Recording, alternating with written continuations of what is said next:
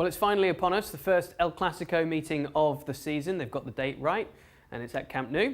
Barcelona taking on Real Madrid, with both teams vying, of course, for pole position. It couldn't be closer at the top of the standings. Craig, where do you think the advantage lies? Well, I think it's quite simplistic, but I think normal to say the advantage lies in the performance, availability and quality of Lionel Messi.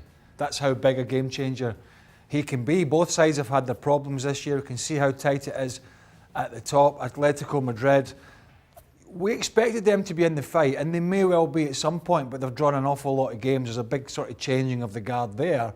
And so whilst early season Madrid and Barcelona were falling over themselves a little bit, so were some of the others. Athletic Bilbao were up there for some point. Sevilla have been hanging around, and one or two others. But you do feel that Real Madrid have gathered a little bit of pace. There was some early talk in the season about Zidane going, particularly with Mourinho hanging about at one point. There was talk of him coming in. But I do think, in terms of Barcelona, Valverde's biggest issue, well, one of his issues has been the back line for sure. A changing in the guard of the midfield with De Jong coming in, Busquets not been as lively and as leggy as he normally is getting around. And then the biggest issue was the Griezmann factor. You know, you want to play Griezmann and Suarez and Messi, but then you have to play Griezmann on the left-hand side, which is where he's been playing, but he's not comfortable in there. Dembele was an option, came in for a bit, then he got injured. But ultimately it all comes down to is Lionel Messi fit or not. When he was out the side, Barcelona struggled. Again, talk of Valverde losing his job, as there seems to be when you're managing these clubs all the time, with a couple of bad results. But quite clearly, if he keeps Messi fit and firing, then they are probably going to be the team to beat again domestically. It's quite as simple as that, because he makes up for the other facets of the team that sometimes struggle with his sheer brilliance. Madrid had that in some sense with Ronaldo. They don't anymore, so they have to look to other parts of the team to try and solve those problems. For Barcelona, you know, the wee fella digs them out some really big holes, and that's how I see this one at the weekend, particularly at home. It's a bit of a throwback with both teams being so close. Yeah. To a few years ago, you know, it's sometimes been a case of Real Madrid playing catch up, and then sort of the gap between them being emphasised in a superb performance from Barcelona to sort of see them off in the Clasico. But now you kind of feel under Zidane, he has galvanised them. He's got them tactically settled down a lot. Yeah. He's getting it out of Rodrigo, he's getting it out of Vinicius. Benzema's lighting it up. Yeah. Hazard as well. I mean, in the middle, are they solid enough to stop? And they got a late equaliser against Valencia at the weekend. They came back and Courtois came up, headed one down, keeper saved it. Benzema, you said, puts it in the net. Yeah, I do.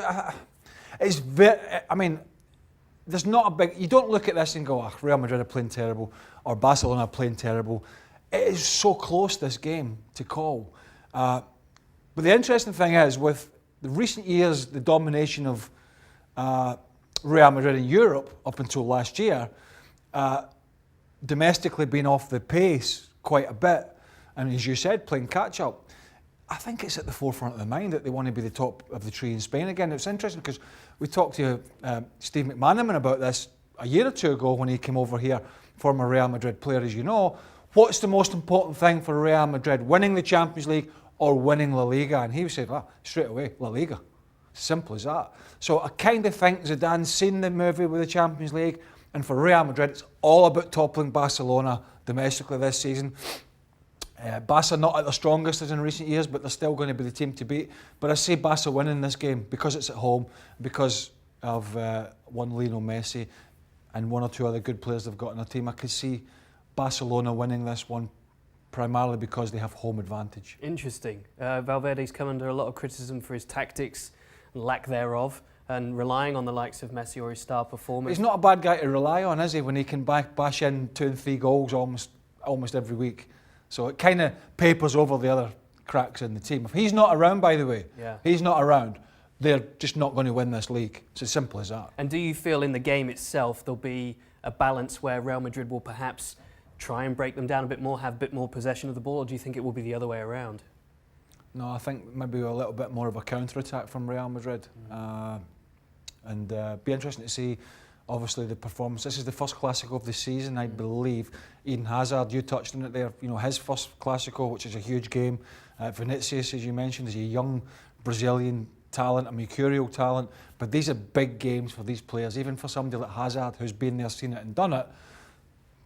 This is still where, in Spain, they look at this game and that's where they evaluate your performance. Okay, well, there'll certainly be a lot to talk about, whichever way it falls.